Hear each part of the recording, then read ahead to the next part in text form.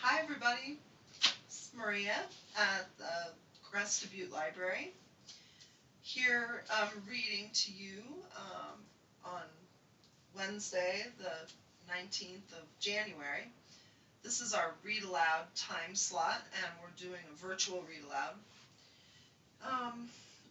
The Gunnison County Library District is open our usual hours and is of course here for you and all your needs as best we can. We are hoping to get back to in-person activities as soon as possible. I also wanted to thank Simon and Schuster for permission to read this book. They are the publisher, and it is really wonderful that they've allowed us a generous copyright permission so we can do this today. So we will return to in-person eventually, and this Read Aloud happens at 2:15 on Wednesdays every week that we can till 4:15. And the format is a little different than story time. The book we're reading is a middle grade book, and it's quite a long chapter book. I'll introduce it in a minute. What we do is we have a snack, we take time to talk about a couple words that kids might not know, and sometimes I don't either, I have to look them up. And sometimes we even take a break in our Read Aloud and Google something that we want to learn more about that's part of our story. This is the second book that we've done in this series, and it's quite fun. So, I have some books here from our nonfiction collection that I want to show you in a minute. But let me tell you first, the book that we're reading today is Katherine Rundell's The Explorer, and you can see by the cover a little bit of a tease about what the story is going to be about. You can see the four characters. That is Fred, Con, Leela, and Max. They are our main characters. We are starting in the middle of this book today because we've been reading this over earlier in December, and so I'll give you a quick catch-up. They are struggling in this story on a number of levels. They're different ages and different backgrounds, and they are trying to navigate their way back to civilization after being in a plane crash in the Amazon rainforest. So they are figuring out how to cooperate, and they're all really lovable and slightly annoying characters from time to time, as happens in life. So I think you'll really get a kick out of it. The last character that you will hear today, who I did not mention, is Baka. Baka is a sloth, the baby sloth that they found in the rainforest. Also needed a little bit of rescuing itself. So there's a picture of a sloth. And this is out of our Easy Reader book collection, which is for beginning readers. It has a little blue sticker on the spine that says Easy Reading. And we have nonfiction and fiction easy readers. This is really a nice graphic book that has wonderful pictures, different sizes of print, and it's a nice introduction to rainforests. And there are a few more over here. Encyclopedia of Nature has wonderful photographs and information. The Parrot Tico Tango is from our picture book collection. And then one more, which is pretty specific, which is called The Woolly Monkey Mysteries. And the subtitle on that, or the secondary title on that book, is The Quest to Save a Rainforest Species. So it's a nice, it's really nice in a small library to be able to have a little bit of information about everything. Sometimes you have to go into a general book in order to learn something, and sometimes we have a book that's all about the topic that you might want to learn about. So, quickly before we get started, I just wanted to show you this map, and this is I'll show you the title of the book in a minute. It is a lovely picture of South America, which is where our story takes place, and the large purple area here. Excuse my struggle to get this so you can see it. The dark purple area is Brazil, and the bright white line here that goes all the way across, all the way out here, that is the Amazon. And when I opened this book, I learned quite a few things I didn't know about South America. It is the continent of South America, of course, has lots of different countries in it. And the Andes, which is that mountain range that runs all the way down. It's this long gray, this long gray stripe right here that goes all the way to the tip of South America. That's the longest mountain range in the world. And the Amazon is also just a dramatic and huge rainforest. So anyway, that's that. On the next page of this book are some other really lovely images. There's our sloth again, and some monkeys and birds. We meet some interesting creatures in our story, the explorer. But also over on this page, which is specific to the Amazon rainforest, we see a couple creatures, I'm just going to zoom in, that are featured in our story as well. So this is a great book. It's called The Wondrous Workings of Planet Earth. And it is, anyway, that's that. Let's get started. And I do, as I mentioned, like to show you a few vocabulary words as we go through the story, and hopefully you already know what they mean.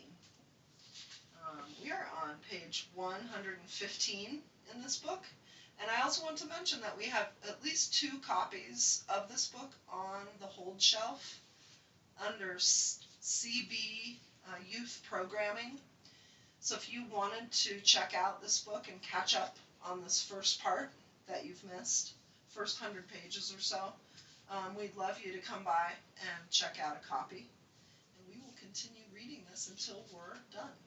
So, this chapter is called Con, who's one of our characters.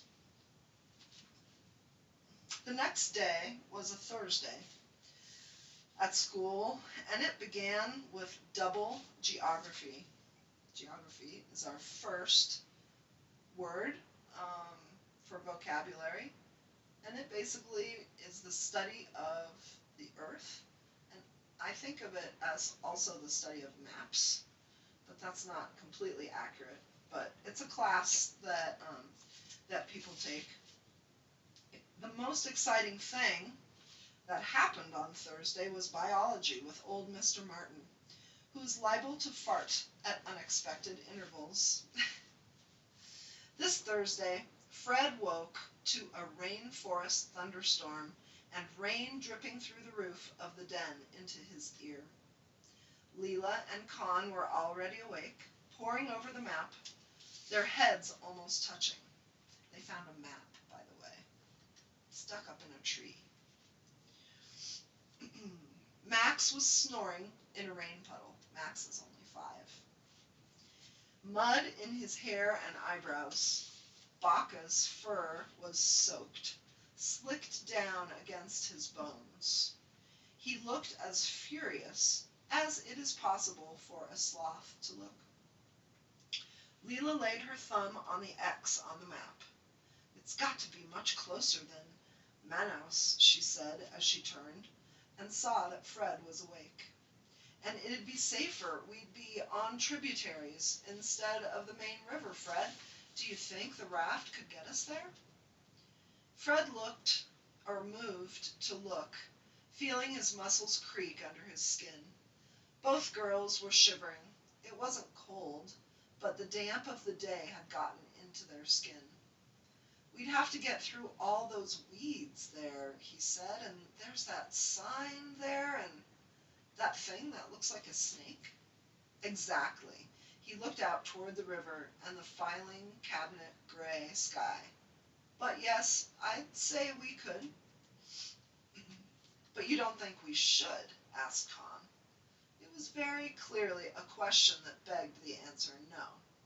We saw from the tree it was miles. We can't stay here forever, said Fred. He had never wanted anything so badly as to launch the raft down the river to find the X on the map. He needed to know what it was to be an explorer. There was another kind of hunger in his gut that had nothing to do with food. It was terror and possibility fused together with hope. You've got to be joking. Con looked from Leela to Fred. But we have a map, said Leela softly. We could actually know where we're going this time. But you don't know what's at the end of it. Con's skin was white and red in patches. But it's got to be something or there wouldn't be a map, said Fred. But what if the X is supposed to mean never go here because there are things that will come for you in the dark? But if the other option is to stay here, I thought you'd want to leave, said Fred. I do want to leave. I hate it here, she spat. I hate the mosquitoes and the ants and the bites and the endless hunger all the time. But I don't want to follow a map to nowhere. I just want to go home. Max jerked awake and began to whine. Tugging at Leela's sleeve, she shook him off. Their brother and sister. I want to go home too, said Leela. Her eyebrows were a tight, angry line across her forehead. But it's no worse for you than for anyone else. Yes, it is. Con's face was contorted beyond recognition. You don't understand. It's easier for you because you're used to it. You're from here. Leela's eyes widened. I live in a city. Her voice was thin with shock. We have a dining room with silver candlesticks. I do not live in the jungle. But you're not feeling sick all the time. Con's jaw was clenched. I wake up every morning feeling like I'm going to vomit. She thumped the wet ground and flecks of mud sprang up around her fist. But so do I. I hate it so much here, I can't breathe. Do you think any of us like it? But you're not alone, Con burst out. You've got Max. Exactly. And he cries all the time, and if he dies, it'll be my fault. Max heard and let out a roar. Sobs shook his whole body. Fred caught his wrist and held it to stop him from running. At least you know, if you die, there'll be someone who's bothered to care, Con yelled over the noise. It's not my fault if nobody cares about you, spat Leela. You don't know. Stop it, shouted Max. He ran at the two girls and kicked out at both of them, his shoes smacking mud against their skin. Stop it now. Leela's mouth shut with a snap. She turned to her brother, allowed him to climb into her arms. She rubbed his back, her eyes utterly exhausted. Don't cry, it just makes it worse. A tear was running down Con's cheek. Fred pulled down a leaf from the wall of the shelter and handed it to her. She mopped her face with it. It didn't do much good. I'm just so tired, she said, and I'm so hungry. And I ache. Leela looked down at her hands. I didn't mean it, what I just said. There was silence. The rain thumped against the leaves over their heads. I have nightmares about my mama, said Leela. I dream that she's looking for me and I'm caught in a tree and I can't shout and I can't make her look up and see me. She hesitated. Do you dream about your parents? Fred dreamed of nothing else. His father, just out of earshot, just out of reach, while he struggled in the dark to brush him with his fingertips. He half nodded, carefully, non-committal. Con's mouth shaped a word, and then fell still. At last, she said, It's not like that for me. I live with my great-aunt. What happened to your parents? Asked Leela. They're dead. Con's mouth hardened again, and she set her jaw as if daring them to sympathize. There's our next vocabulary word. Sympathy. Sympathize sounds a little bit like sympathy. So they need some sympathy for each other because they're in a pinch. They're in a hard place. My father was killed in the war, and then my mother died when I was 3. And then a family fostered me. But you said, well, they had a baby of their own, and they threw me out. So I was sent to live with my great-aunt.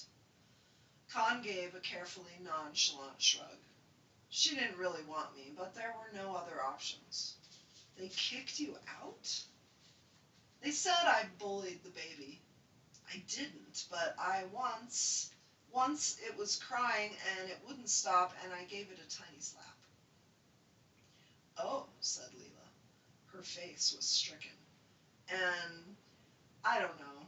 Con paused, swallowed, bit a slither off her thumbnail and went on.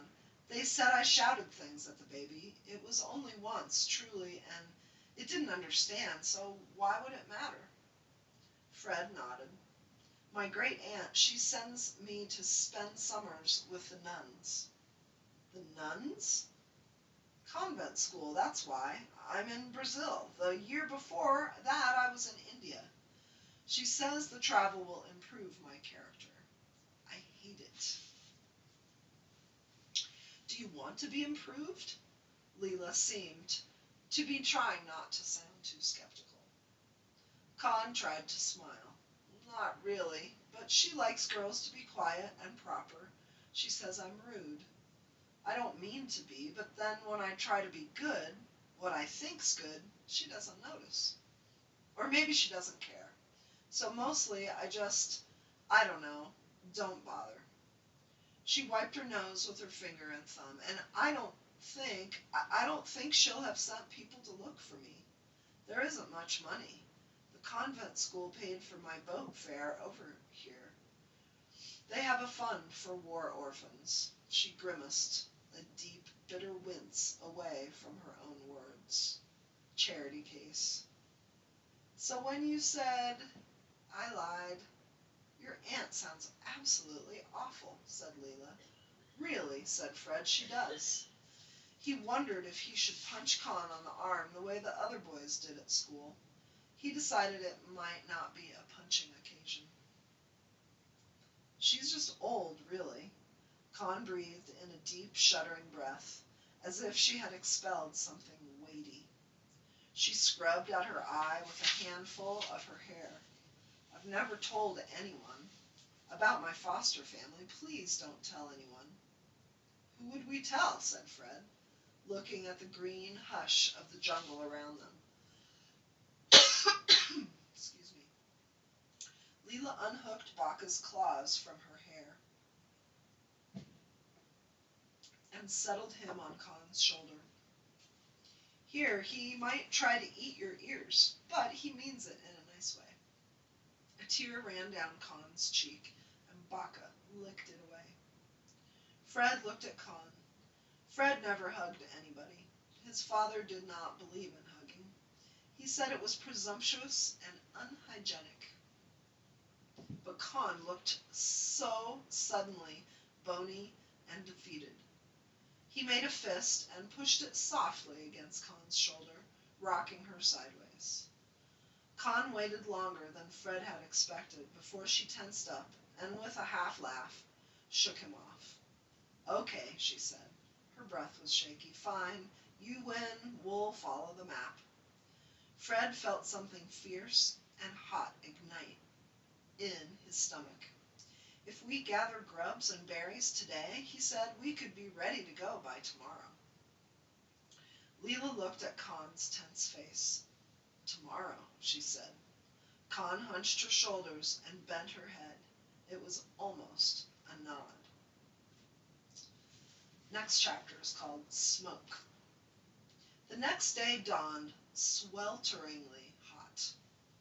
All four woke, slick with sweat, with dragonflies trying to drink from their skin. There's another vocab word, swelteringly. That's a great word to describe what we just read. Can you imagine how hot it is in the rainforest? I've never been. For breakfast, Con found a banana tree, and they made a sack from Max's vest and filled it until bananas poked out the neck. Max's vest, they gorged on unripe bananas until Max was sick on his own shoes. After breakfast, a wind began to pick up. It was a very welcome breeze on Fred's face as he prepared the raft, double-checking every knot. They built a raft. It was the same wind that nearly killed them. Fred and Leela were crouched on the raft in the river, testing how it moved under their weight, retying vines. Con and Max were hunting for berries to add to their provisions. Baca was half in, half out of Leela's pocket, sniffing the breeze. A swirl of air reached them from the jungle, and Baca let out a mew. A shiver passed down Fred's spine. Does something smell odd to you? Baca seemed nervous. He began trying to bite Leela's hem into ribbons. Leela stared back toward the path to their clearing. Where there should have been shards of green sunlight, there was a swirl of gray. Is that dust? It's smoke, said Fred. He sniffed again. It's fire. For a moment, they both stared, paralyzed, at the billowing gray. Then Leela let out a scream, and the scream shook the whole raft. Max! Where's Max? He was right there on the bank with Con. The smoke began to flow like water, sweeping out of the trees toward them. Fred's eyes stung. There was a pounding of feet, and Con came sprinting out of the bushes, her hair flying behind her, catching in the trees. She half dived, half fell into the river and swam, splashing frantically toward the raft. I just saw it. She hauled herself up over the edge. The clearing's on fire. It's horrible. Her eyes were red and wild. She stared around. Where's Max? I thought he was with you. Leela's face was unrecognizable. What? No, he said he was going to find you. He wanted to play with Baca. No, this can't be happening. Leela stood up on the raft. Max! Max! Shouted Fred. Max! I'm here. The voice was tiny and thin and sounded of pure panic. Max had scrambled up a tree. He was sitting, whimpering, unable to scream in the branches overhanging the river. Fred stared up at him, divided between shock and terror. How did he get up there? Said Con. It's so high. Jump in, Max. Jump into the water, called Leela. I can't. Max, I'm ordering you. Her voice was shrill, wire thin. I'm your big sister, and you do what I say. Max's voice was a shriek. I can't. He began crying in long, wordless screams balanced above the river. Fred began pulling off his boots, but Leela thrust back Baca at Con, hitched up her skirt, and was in the water. Fred had never seen a human swim so fast. She scrambled up the bank, her nails tearing against the mud, and sprinted for the tree. She began climbing, hauling herself up with just her arms where the footholds failed. Max, she called, just stay there. Fred and Con sat on the raft below, Con holding Baca in both hands, watching, coughing as the smoke thickened around them. Max was crouching like a sloth, with his arms and legs wrapped around the branch. Fred squinted up to see Leela crawling along the branch, talking to him, coaxing him, trying to untangle him, her whole body shaking as she moved. Max had stopped crying and was now rigid-faced and completely silent, which was somehow more frightening than the screaming. The first flames appeared, snaking along the path from the clearing.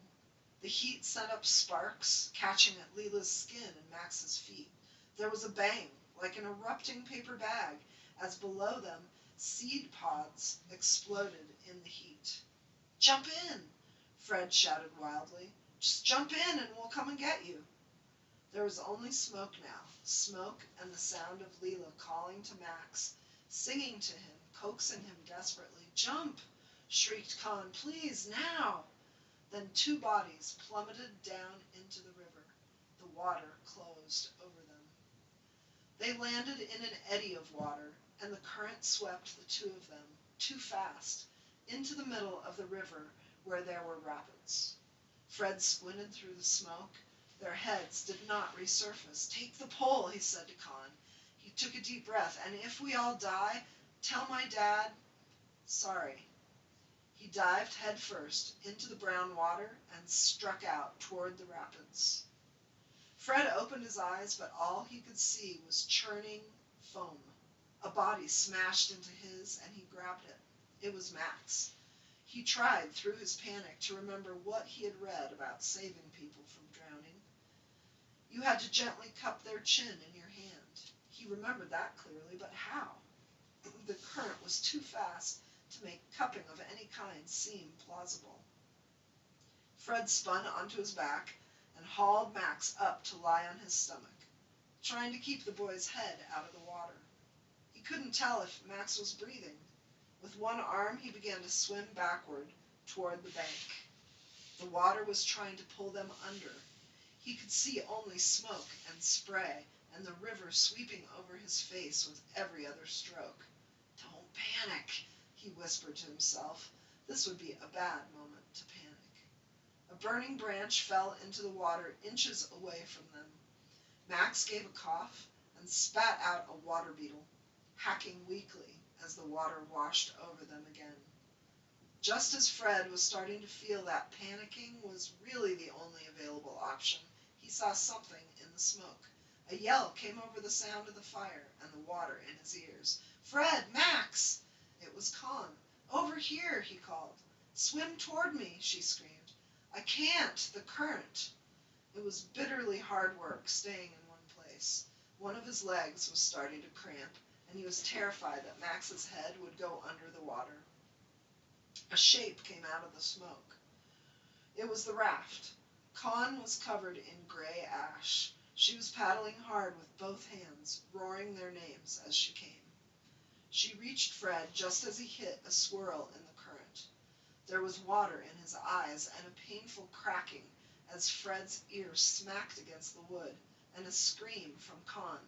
A great scrambling and a burning in his muscles, but then Fred was kneeling on the raft, coughing up water, and Max was there, spitting and vomiting up water and leaves and pineapple. "Where's Leela?" asked Con. Her voice was wild and high. "Where's Leela?" "I couldn't see her." Fred choked out a mouthful of water and crawled to the edge of the raft. He tried to draw in a deep enough breath to dive in again, but each gasp for air made him gag. There was a great lurch, and they tipped sideways. Two hands appeared, and then Leela's face, her chin on the edge of the raft. "Leela!" Fred let out a noise he hadn't known he was capable of, something between a roar and a whoop, and grabbed her wrists, then her shoulders, heaving her to the center of the raft. She lay panting. She had a cut across the bridge of her nose, and blood ran down over her mouth and chin, but she was alive. "Max!" she gasped. "He's here! He's fine!" Con was shouting, though her head was next to Leela's. "Just breathe! He's fine, I swear!" She pushed the pole, thrusting the raft to the side of the river. where the current flowed steadily, propelling them away from the flames. At last, when the air was clear and the fire was crackling in the distance, she guided the raft into the shallows where it stilled, swaying on the water. A crowd of blue butterflies alighted on the bank next to them. Max was wearing pondweed on his head like a tiara. Leela cradled him in her arms. He cradled Baca, and Baca cradled Max's thumb. It was a long time before anybody spoke. "What happens now?" said Leela. "Do we go back?" "I don't know. Everything is burned," said Con. She was still shivering with shock, and although the sun was warm, the hairs along her arm were standing on end. "I saw it. The den and the bees, everything, the whole clearing." Con wiped the ash from her face. She looked like a panda bear. "It must have been our fire. We should have left someone to watch it. The embers were too hot." Fred spoke quietly. "So, we follow the map." "Wait, wasn't the map in your pocket?" asked Leela. Ice swamped Fred's gut. "Oh," he said, "oh no." He reached into his pocket and fished out the red leather pouch. The ink on the map had run so badly that it was no more than a blackish smudge. The paper itself was pulp, and as he passed it to Leela, it tore in two. He swallowed. "Sorry," he whispered. Leela looked as though she might cry. "Don't be," she said. There was an impatient tut behind them, a sort of chuff, and the sound of scratching. "You're both so defeatist," said Con. She had pulled a flint from her pocket, and as they watched, she tore a strip of bark from the raft and began etching something on it. "There, that was the squiggle, and that was where the river curved," she said. "Your photogenic memory," said Max. "Photographic," said Con. She kept scratching. "There," she said. "What do you think? Does that look right?" Fred studied her map. "It does look almost exactly—" "Not almost exactly. Exactly," said Con sharply. "I was just being polite, actually. I know it's right." Fred looked at the bark, and then up at Leela, at Max, at Con. "Whatever it is that's on the map, it's got to be better than what's back there. What do you say?" That same feeling, fear and possibility, and something that felt like what his father called sheer bloody-mindedness, began to churn inside his stomach. Con bit her lip. Then, without a word, she took up the pole again and pushed the raft off the bank, back into the river and the corridor of dappled green light. "Left at the fork?" she asked. "Left at the fork," said Leela. They coasted onward for that whole day.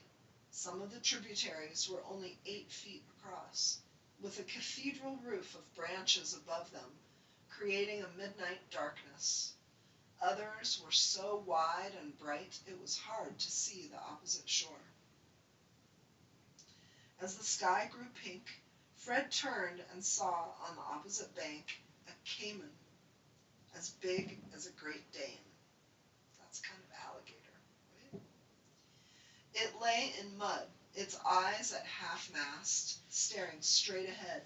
His heart clenched. "What do we do?" hissed Con.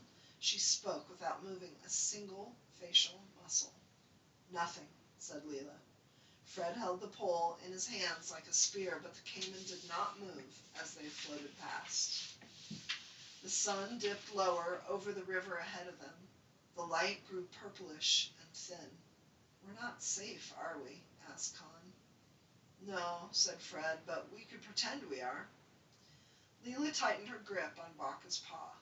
"Let's act as if the river's on our side. Let's act as if the jungle wants us to win." The stars began to come out, turning the water deep black under a silver-flecked sky. Even if rivers don't take sides, even then. to take a little break and then get back to a couple more chapters in just a minute. Thanks for joining us, and stay tuned.